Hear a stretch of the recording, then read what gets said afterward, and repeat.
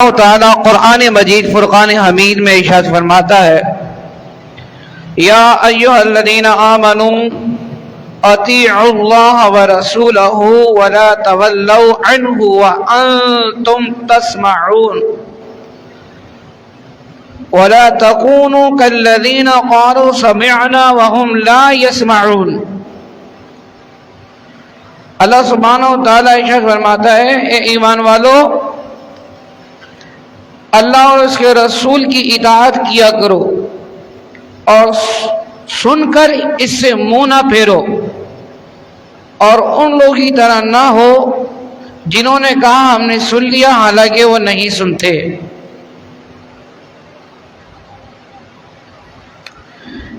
اطاعت سے مقصود حضور جان عالم صلی اللہ علیہ وسلم کی اطاعت کرنے کا حکم دینا اور جان عالم صلی اللہ تعالی علیہ وسلم کی نافرمانی سے منع کرنا ہے، جبکہ اللہ کی اطاعت کا ذکر اس بات کا متنبع کرنے کے لیے ہے کہ رسول خدا کی اطاعت اللہ کی اطاعت ہے، جیسا کہ ایک اور مقام پر صراحتاً ارشاد فرمایا من یطیع الرسول فقد اطاع اللہ، کہ جس نے رسول کا حکم مانا بے شک اس نے اللہ کا حکم مانا۔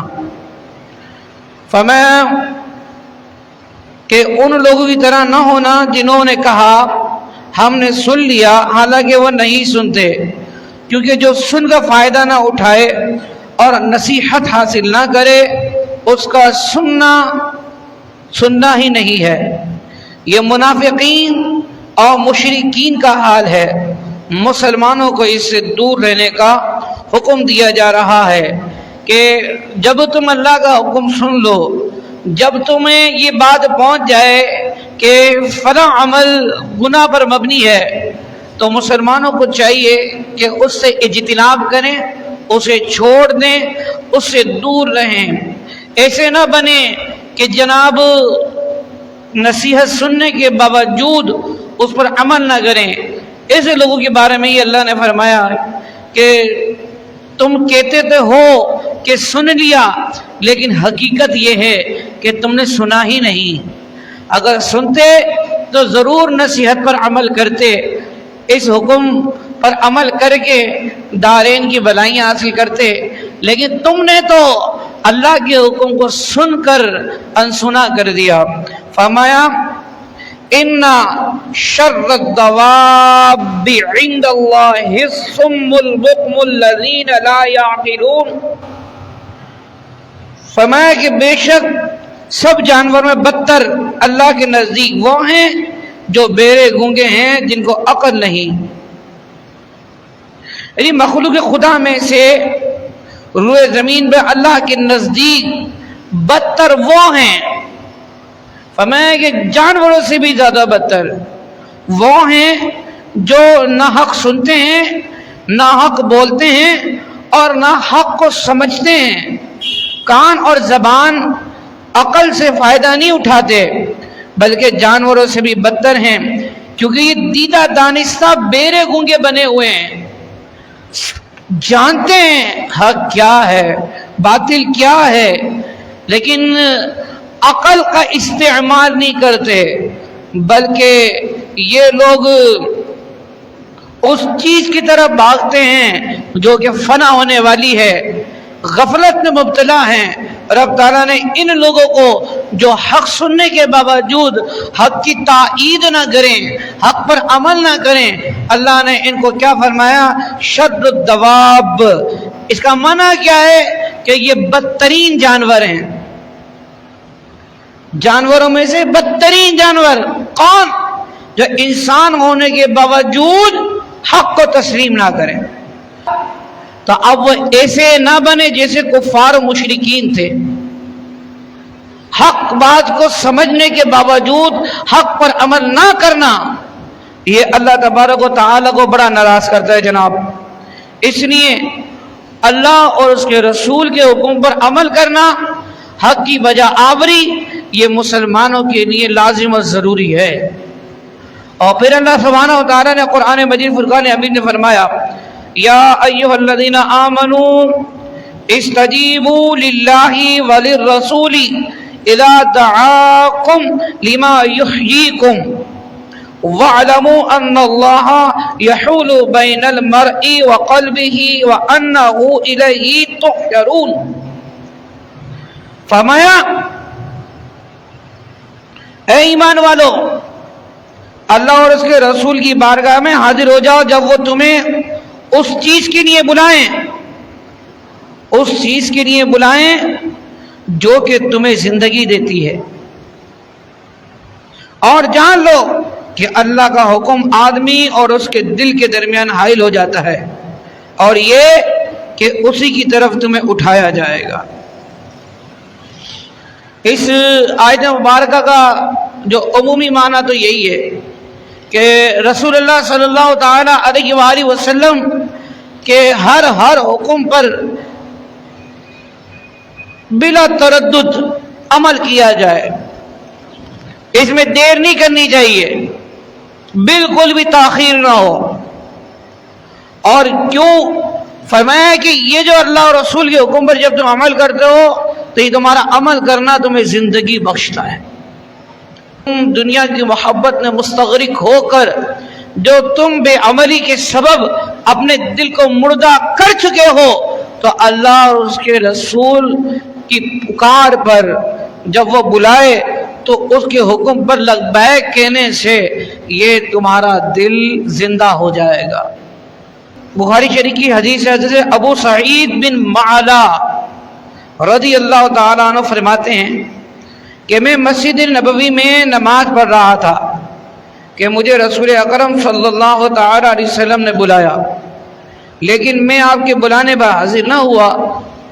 نماز سے فارغ ہونے کے بعد میں نے حاضر خدمت ہو کر عرض کی، یا رسول اللہ صلی اللہ علیہ وسلم، میں نماز پڑھ رہا تھا تو جان عالم صلی اللہ علیہ وسلم نے ارشاد فرمایا، کیا تم نے اللہ تعالیٰ کا یہ فرمان نہیں سنا؟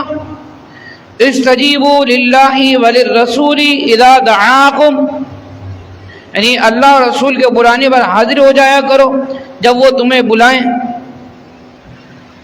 اور ایسا ہی واقعہ ایک اور حدیث میں ہے کہ ابو ہریرہ رضی اللہ تعالیٰ فرماتے ہیں کہ نبی کریم رؤوف الرحیم صلی اللہ تعالیٰ علیہ وسلم حضرت ابی ابن کعب رضی اللہ تعالیٰ عنہ کی طرف تشریف لائے اور انہیں آواز دی، اے ابی۔ حضرت ابی رضی اللہ تعالیٰ عنہ نماز پڑھ رہے تھے، انہوں نے آپ صلی اللہ علیہ وسلم کی طرف دیکھا لیکن کوئی جواب نہ دیا۔ پھر مختصر نماز پڑھ کر نبی علیہ السلام کی بارگاہ میں حاضر ہوئے اور عرض کیا، السلام علیک یا رسول اللہ۔ رسول اکرم صلی اللہ علیہ وسلم نے فرمایا، وعلیک السلام۔ اے ابی، جب میں نے تمہیں پکارا تو جواب دینے میں کون سی چیز رکاوٹ بنی؟ تو انہوں نے عرض کی، یا رسول اللہ صلی اللہ علیہ وسلم، نماز پڑھ رہا تھا۔ تو حضور جان عالم صلی اللہ علیہ وسلم نے ارشاد فرمایا، کیا تم نے قرآن پاک میں یہ نہیں پایا، استجیبوا للہ وللرسول اذا دعاکم لما یحییکم، کہ اللہ اور اس کے رسول کی بارگاہ میں حاضر ہو جاؤ جب وہ تمہیں اس چیز کے لیے بلائیں جو تمہیں زندگی دیتی ہے۔ آئندہ ایسا نہ ہوگا۔ انہوں نے فوراً برجستہ جواب دیا کہ یا رسول اللہ، مجھ سے بھول ہو گئی، آئندہ ایسا نہ ہوگا۔ تو آپ نے ملاحظہ کیا تو احادیث کریمہ میں نے بیان کی کہ رسول اللہ صلی اللہ تعالی علیہ وسلم کے حکم کی بجا آوری اس قدر ضروری ہے کہ بندہ نماز میں ہو اور رسول اللہ اس کو آواز دیں تو واجب ہے کہ نماز توڑ کر رسول اللہ کی بارگاہ میں حاضر ہو جائے، اور پھر رسول اللہ صلی اللہ علیہ وسلم جن باتوں سے منع کریں، ٹھیک ہے، اور ہمارے مسلمان یہ صرف گناہوں میں مستغرق رہ کے نہ سنیں۔ اب بتائیں یہ کتنی بڑی بھول میں ہے، کتنی بڑی یہ کوتاہی کر رہے ہیں، گناہ کر رہے ہیں کہ نماز میں ہو جب رسول کا حکم آ جائے تو رسول کی بارگاہ میں حاضر ہونے کا حکم ہے۔ تو جو بندہ نماز میں بھی نہ ہو بلکہ معاذ اللہ گناہ کر رہا ہو اور رسول اللہ صلی اللہ علیہ وسلم کا فرمان ہے کہ یہ نہ کرو، اور پھر بندہ اس میں مستغرق ہو جائے تو بتائیے کتنا بڑا نقصان ہے اس کا۔ اللہ تو فرما دے کہ رسول کی پکار پر جب تم لبیک کہو گے تو یہ تمہیں زندگی بخشے گا. لیکن آج کل کے مسلمانوں کا جو حال ہے وہ کسی سے پوشیدہ نہیں ہے، کسی سے پوشیدہ نہیں ہے. میرے رب تعالی نے مزید تنبیہ فرمائی، فرمایا وَاتَّقُوا فِتْنَةً لَا تُصِيبَنَّ الَّذِينَ ظَلَمُوا مِنْكُمْ خَاصَّةً وَاعْلَمُوا أَنَّ اللَّهَ شَدِيدُ الْعِقَابِ. رب تعالی نے فرمایا اور اس فتنے سے ڈرتے رہو جو ہرگز تم میں خاص ظالموں کو نہیں پہنچے گا، اور جان لو کہ اللہ سخت سزا دینے والا ہے. یعنی اب یہ تنبیہ کر دی کہ ظالم تو کفار ہے نا، کفار کو تو عذاب ہونا ہی ہونا ہے کہ وہ اللہ اور اس کے رسول کا حکم نہیں مانتے ہیں. لیکن تم بھی اس بات سے بے پرواہ نہ ہو کہ صرف انہی پر عذاب ہوگا. اگر تم اللہ کی نافرمانی کرو گے بچو گے تم بھی نہیں، بچو گے تم بھی نہیں. تو یہاں مطلب جو ہے نا اللہ سبحانہ و تعالیٰ نے مسلمانوں کو تنبیہ کی کہ کافروں پر عذاب اللہ کا نازل ہونا ہی ہے، اور جو تم کر رہے ہو نافرمانی کلمہ پڑھنے کے بعد جو تم نافرمانی کر رہے ہو تو یاد رکھو ظالموں کو تو ہونا ہی ہے عذاب، بچو گے تم بھی نہیں. فرمایا اللہ بہت سزا دینے والا ہے. یہ جو تم غفلت میں مبتلا ہو کر مال و دولت کی کثرت کی وجہ سے اللہ کی نافرمانی کر رہے ہو تو یاد رکھیے اللہ سبحانہ و تعالی کریم ہے، رحیم ہے، ٹھیک ہے، رحمان ہے، کریم ہے. تو اس کے بعد یہ بھی ہے قہار بھی ہے وہ. تو اس بات کو بھی ذہن نشین کرنا چاہیے. جو بے پرواہی کے ساتھ گناہ کیے جا رہے ہیں، پتہ ہے شراب پینا حرام ہے پھر بھی پیے جا رہے ہیں، جوا کھیلنا منع ہے پھر بھی جوا کھیل رہے ہیں، ماں باپ کی نافرمانی، زنا، تہمت لگانا، غیبت کرنا، تکبر، ایسے بڑے بڑے گناہ کر رہے ہیں. اور پھر سب سے زیادہ جو صلاحیت کر گیا ہے مسلمانوں میں گناہ وہ ہے نماز کا چھوڑنا. کیا مرد کیا عورتیں نماز کی پرواہ ہی نہیں ہے، گھنٹوں گھنٹوں سوشل میڈیا پر فضول گناہوں میں مبتلا ہو کر، فضول باتوں میں مبتلا ہو کر اپنا وقت ضائع کر رہے ہیں. اذانوں کا بھی لحاظ نہیں ہے، نمازوں کا بھی لحاظ نہیں ہے، اور جناب اللہ کی نافرمانی میں لگے ہوئے ہیں.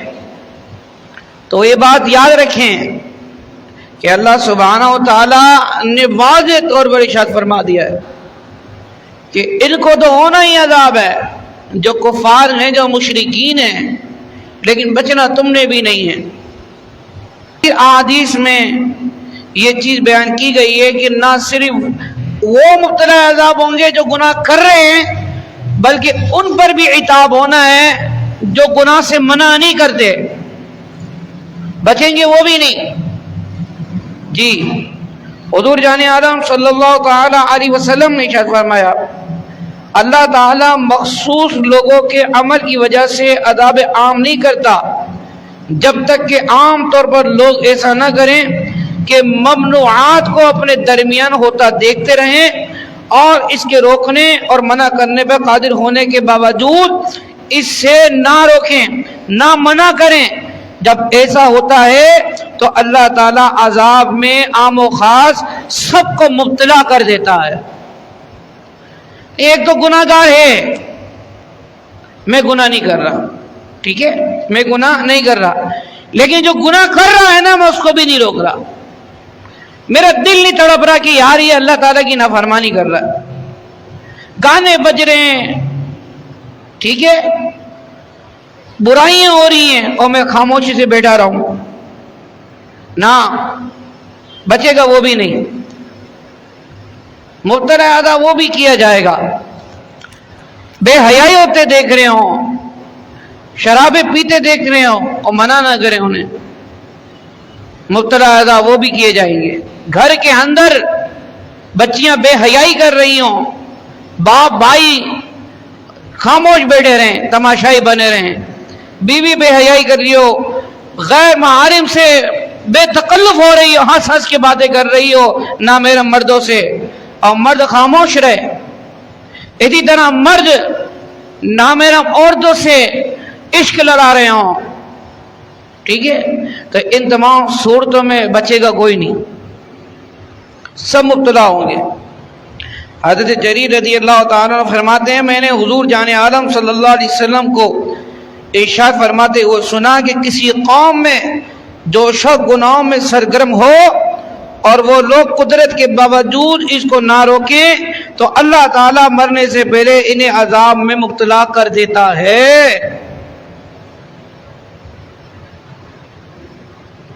آج اتنے جو مسائل و قرب کا معاملہ ہے نا، جو لوگ بلبلائے پھرتے ہیں، حیرت کی بات یہ ہے رونا سب رو رہے ہیں لیکن عیاشیاں کسی کی ختم نہیں ہو رہی. مہنگائی کا رونا دیکھ لو، ہر ایک رو رہا ہے. مہنگائی ہو گئی ہے جناب، پریشانی بڑھ گئی ہے جناب، کاروبار ختم ہو گیا ہے، لیکن جس کو دیکھو آپ وہ اپنے اپنے انداز سے عیاشی میں مبتلا ہے. کبھی بھی توبہ کی طرف نہیں جاتے، کبھی بھی اپنے رب کے حضور نہیں جھکتے. واضح فرامین میں قرآن سنا رہا ہوں نا آپ کو، اپنی بات تو نہیں بتا رہا میں نے ابھی تک قرآنی آیتیں پڑھی ہیں جن میں اللہ تعالیٰ اپنے بندوں سے مخاطب ہے.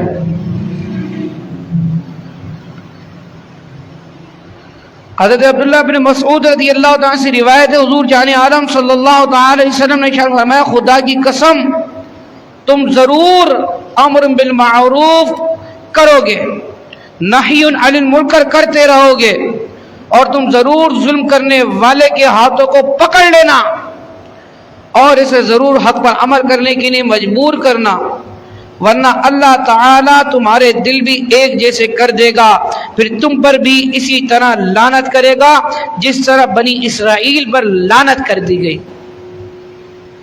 آج جو پاکستانی اپنا حشر دیکھ رہے ہیں نا، جو کچھ بھی ہو رہا ہے اس کے ذمہ دار پاکستانی خود بھی ہیں.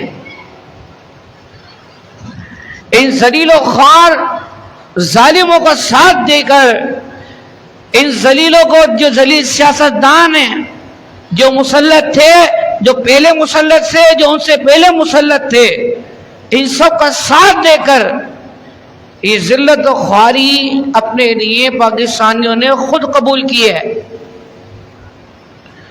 نبی علیہ السلام کا واضح فرمان ہے،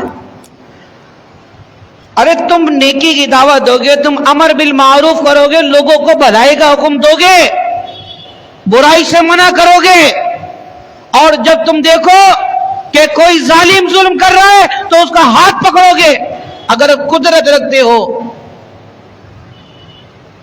اس کو مجبور کرو گے کہ ظلم کرنا چھوڑ دے.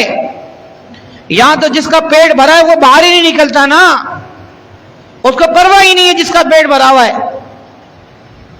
غریب تو یہ سوچ کر جاتا ہے کہ میں دیہاڑی کیسے لگاؤں گا. اگر آج میں ظالموں کے خلاف کھڑا ہو گیا تو جو انہوں نے رد عمل کیا، انہوں نے مجھ پر مزید ظلم کیا تو میں تو مر جاؤں گا، میرے بچے بھوکے مر جائیں گے. غریب یہ سوچ کر نہیں کر رہا، آواز نہیں اٹھاتا. امیر کا پیٹ بھرا ہوا ہے اس لیے وہ آواز نہیں اٹھاتا. تو پھر حال جو ہو رہا ہے وہ ہمارے سامنے. اس قوم کا کیا حشر کر دیا. تو اللہ تبارک و تعالیٰ پھر جو ہے نا ان کے دل بھی ان جیسے کر دے گا. جو لوگ ظالموں کا ساتھ دیتے ہیں، جو ظالموں کو روکتے نہیں ہیں، تو حدیث مبارکہ ہے کہ اللہ تعالیٰ ان کے دل بھی ان جیسے کر دے گا، یعنی انہیں بھی یہ ایسا بنا دے گا ظالم صفت.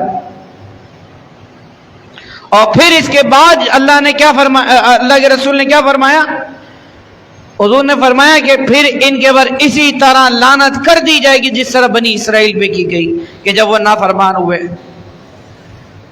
بنی اسرائیل کے ساتھ کیا کیا ہوا؟ ان پر کئی طرح کے عذابات آئے. حتیٰ کہ ان کو بندر و سور بھی بنا دیا گیا، ان پر غذا کی قلت بھی کی گئی، ان کو طرح طرح کی بیماریوں میں مبتلا کیا گیا۔ آج جب اس طرح کے معاملات ہوا کریں نا، ہاں، تو کبھی اپنے گناہوں کی طرف بھی سوچ لیا کریں اور اس بات پر بھی غور کر لیا کریں کہ جناب ہماری گلی میں برابر میں ظلم ہو رہا تھا، ہمارے پڑوس میں ظلم ہو رہا تھا، لیکن ہم خاموش رہے، صرف اس ڈر سے ہمارا معاملہ نہیں ہے، اس وجہ سے کہ میں کیوں بولوں۔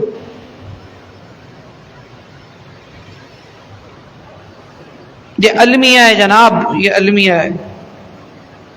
اللہ سبحانہ و تعالیٰ محبوب کے صدقے سے مسلمانوں کو صراط مستقیم پر گامزن فرمائے، نیک بن جائے۔ اللہ پھر آگے ارشاد ہوتا ہے، یا وَاذْكُرُوا اِذْ أَنْتُمْ قَلِيلٌ مُسْتَضْعَفُونَ فِي الْأَرْضِ تَخَافُونَ أَنْ يَتَخَطَّفَكُمُ النَّاسُ فَآوَاكُمْ وَأَيَّدَكُمْ بِنَصْرِهِ وَرَزَقَكُمْ مِنَ الطَّيِّبَاتِ لَعَلَّكُمْ تَشْكُرُونَ۔ فرمایا اور یاد کرو جب تم زمین میں تھوڑے تھے اور دبے دبے رہتے تھے، تم ڈرتے تھے کہ کہیں لوگ تمہیں اچک کر نہ لے جائیں، یعنی تمہارا مال نہ لوٹ لیں، تمہیں نقصان نہ پہنچا دیں، تو اللہ نے تمہیں ٹھکانہ دیا اور اپنی مدد سے تمہیں قوت دی اور تمہیں پاکیزہ چیزوں کا رزق دیا تاکہ تم شکر ادا کرو۔ تو اللہ تعالیٰ اب یہاں اپنی نعمت یاد کرا رہا ہے تمہیں۔ پہلے اطاعت کا حکم دیا، ٹھیک ہے، اور جو اطاعت پر عمل نہیں کرتے ان کی مثال بتائی وہ کیسے ہیں۔ فرمایا کہ اللہ اور اس کے رسول کی اطاعت کرو، انسنے نہیں بنا کرو۔ پھر فرمایا جو عمل نہیں کرتے تو ان کی مثال بدترین جانور کی طرح ہے۔ پھر آگے کیا فرمایا کہ جب اللہ اور اس کے رسول کا حکم آ جائے، وہ بلائیں تو فوراً حاضر ہو جائے کرو کہ یہ تمہیں زندگی بخشتا ہے، ٹھیک ہے۔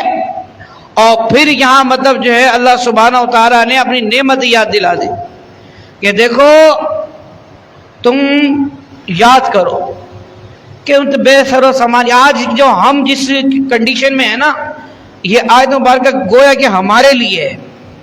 یاد کرو، یاد کرو جب انگریز تم پر قابض تھے، یاد کرو جب تمہیں انہوں نے صرف اپنی غلامی کے لیے مقرر کر رکھا تھا، یاد کرو، یاد کرو جب تم غلام تھے، یاد کرو کہ تم انگریزوں کی مالشی کیا کرتے تھے، ان کے چپڑاسی بنے ہوئے تھے، یاد کرو تمہاری بیٹیوں کو انگریز اٹھا کر لے جایا کرتے تھے اپنی مرضی سے، تمہارے بچوں کو جیل میں ڈال دیا کرتے تھے جناب، تو تمہیں طرح طرح سے سزائیں دیا کرتے تھے۔ یاد کرو، یاد کرو کہ جب تم کمزور تھے، جب تم کمزور تھے، پھر اللہ تبارک و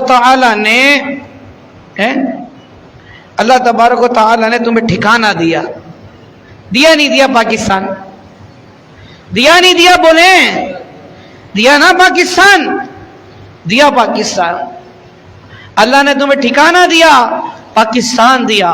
کیا نہیں ہے اس میں؟ عین اس آیت کے مطابق دیکھو، ٹھکانہ دیا، اپنی مدد دی، قوت دی، بے سر و سامانی کے عالم میں 65 کے اندر تم بھارت پر حاوی ہو گئے، ہے جی؟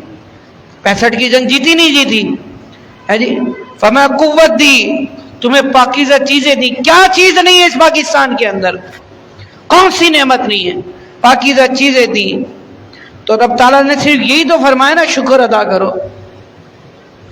شکر ادا کرو۔ تم تو ناشکرے نکلے۔ تم نے جب اس وطن کا سوال کیا تھا کہ یہ تو دین اسلام کے نام پر چاہیے، تمہارے بزرگوں نے 1857 سے لے کر 1947 تک اپنے بچے کٹوائے، اپنی بچیاں لٹوائیں، کتنے خاندان اجڑ گئے، کئی خاندان جو ہند سے چلے تھے پاکستان آنے تک، آدھا خاندان کٹ گیا، کسی کا پورا خاندان کٹ گیا۔ पूरी पूरी ट्रेनें खून आलूद आई। क्या इसी लिए आई थी कि तुम यहां अय्याशियां करो? बाज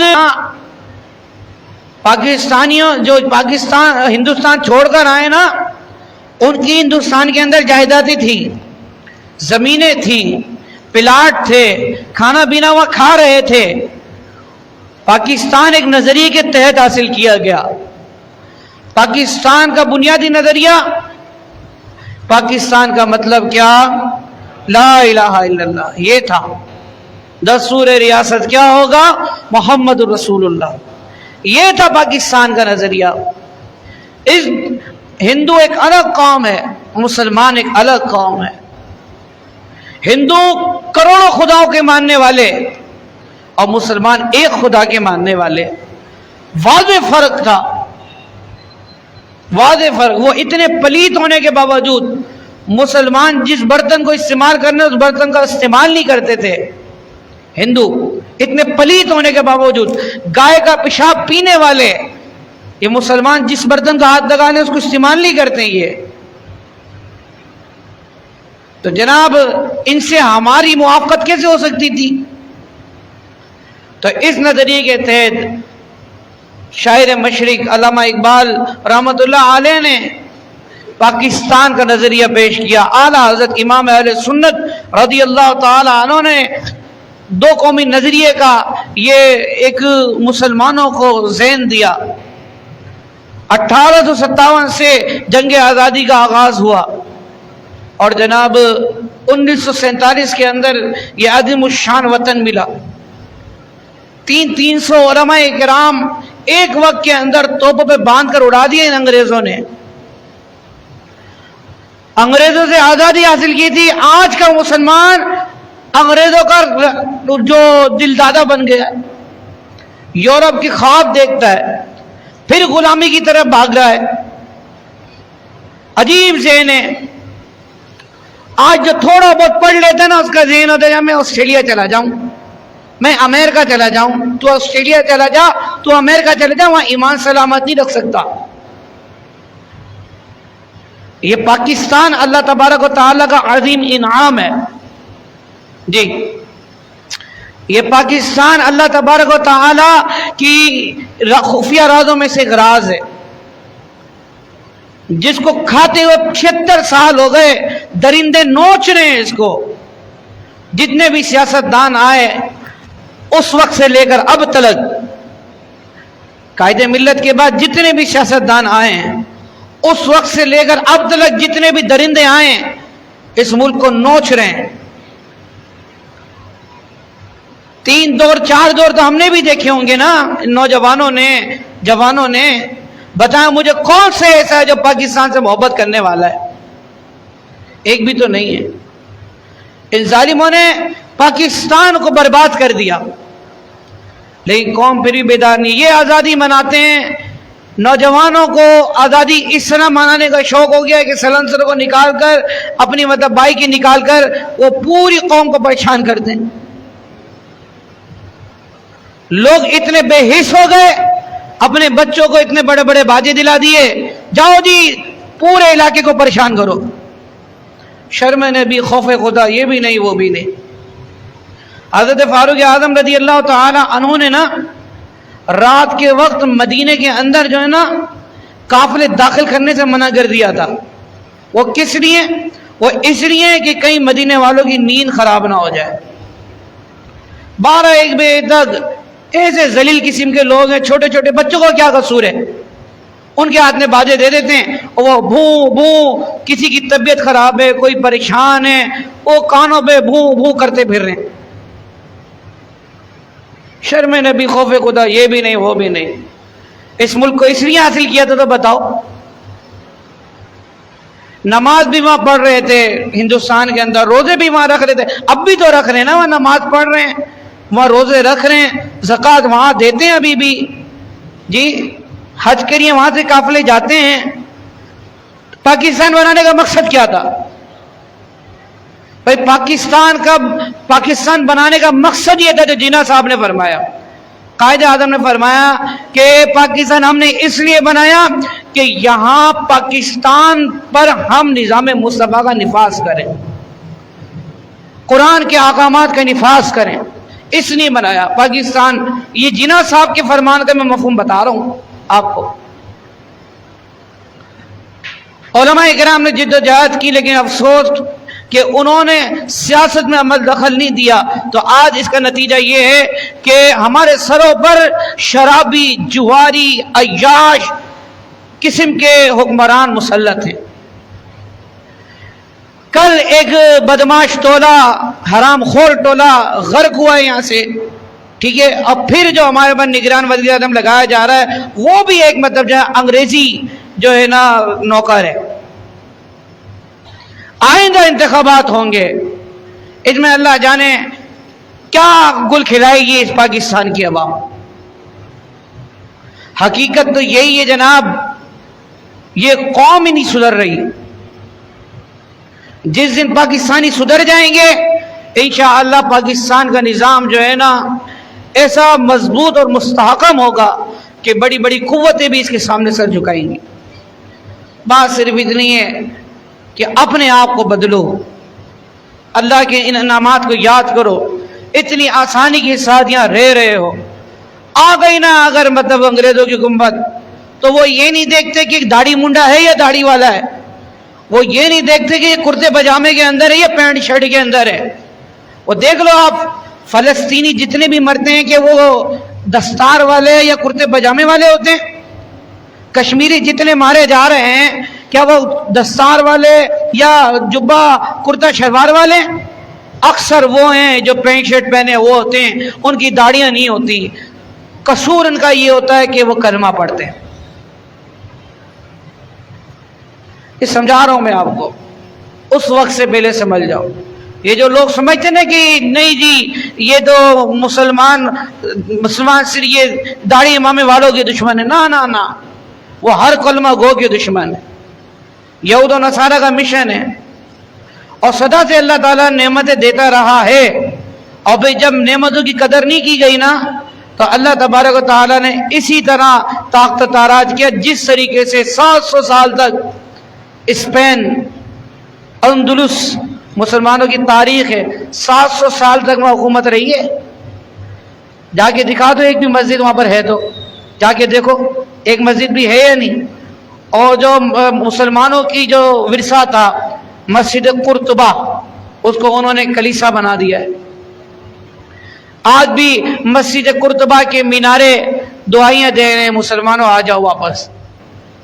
700 سال تک عمرانی کی اندلس کے اندر جب بے ایمان ہوئے، جب کرپٹ ہوئے، جب جواری ہوئے، جب شرابی ہوئے، جب جھوٹے ہوئے، جب غیبت خور ہوئے، جب تکبر کرنے والے ہوئے، تو اللہ نے ذلیل کر دیا۔ فلسطین کا حال دیکھو، کشمیر کا حال دیکھو، دولت کی ہوس کے اندر فلسطینیوں نے اپنی جائیدادیں بیچی، کیا ہوا؟ آج پورے فلسطین پر اسرائیل کا قبضہ ہے۔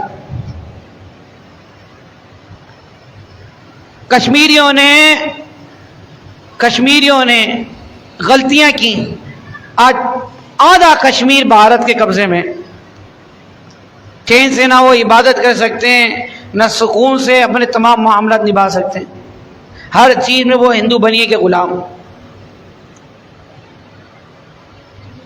تو مسلمانوں نے کوتاہیاں کی تو برباد ہوئے۔ اللہ نے بنو عباس کو بڑی مطلب ترقیاں دی تھی، لیکن جب یہ بدماش ہوئے، جب یہ مطلب جو ہے غافل ہوئے، اللہ نے منگولوں کو مسلط کر دیا ان کے اوپر۔ پھر کیا کیا؟ منگولوں نے ان کی گردنیں کاٹ کاٹ کے مینارے بنائے۔ پاکستان کے ساتھ بھی ایسا ہی کچھ ہونے جا رہا ہے اگر یہ جاگے نہیں پاکستانی۔ پھر بعد میں رونے سے کوئی فائدہ نہیں ہوگا۔ تو اس لیے آج بیدار ہو جاؤ، سب سے پہلے اپنے گھروں کے اندر اسلامی نظریے کو پروان چڑھاؤ۔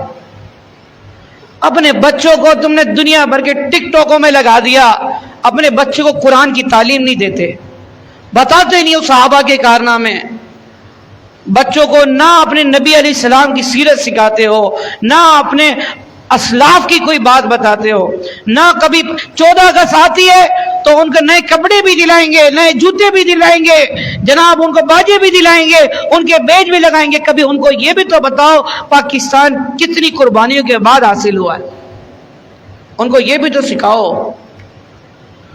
نہیں جی, یہ تو ہمیں خود نہیں پتا. تو بتا تو رہے ہیں ہم آپ کو کہ کس طرح اس پاکستان کو حاصل کیا گیا. بتاؤ اپنے بچوں کو اور سمجھو خود بھی, یہ عیاشی ختم کرو. ایز اے مسلم ہر مسلمان کا یہ ذہن بنا ہونا چاہیے کہ دنیا فنا ہونے والی ہے اور ہم یہاں صرف مختصر وقت کے لیے آئے ہیں, اور یہ ہمارے لیے دارالعمل ہے. ہم نے صرف یہاں آزمائشی طور پر رہ کر جانا ہے, اور جیسا عمل کریں گے ویسا ہمیں صلہ ملنا ہے. گناہ کرو گے سزائیں مقرر کر دی ہیں اللہ نے, اور اللہ تبارک و تعالیٰ کی فرمانبرداری کرو گے تو اللہ تعالیٰ کے انعامات آپ کے منتظر ہیں. تو اس لیے ہر مسلمان کو سمجھنا چاہیے اس بات کو. مال اور دولت کی غرض میں, جناب شہرت کی غرض کے اندر اتنے بے باک نہیں ہو جاؤ, اتنے بے باک نہیں ہو جاؤ کہ بربادی تمہارے گھر میں گھس جائے اور تمہیں پتہ بھی نہیں چلے. اللہ تبارک و تعالیٰ سے دعا ہے کہ محبوب کے صدقے سے اللہ تعالیٰ ہمارے وطن کو شاد و آباد رکھے, پاکستان کو اندرونی بیرونی سازشوں سے بچائے, اور جتنے بھی پاکستان کے خلاف سازش کرنے والے ہیں اللہ ان کو تباہ و برباد کر دے. اور دعا ہے اللہ تعالیٰ پاکستان کے مسلمانوں کو غیرت ایمانی عطا فرمائے.